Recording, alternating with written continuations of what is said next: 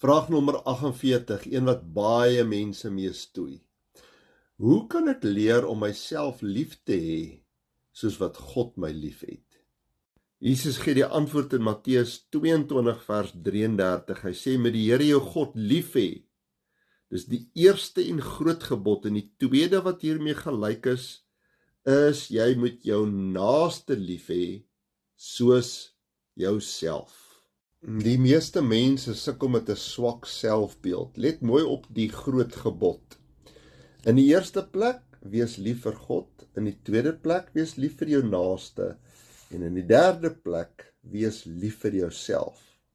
So wat kan jy doen om vir jouself lief te wees? Ek stel die volgende voor. Nommer 1, hou op die leuns van die wêreld oor status en jou voorkoms te glo.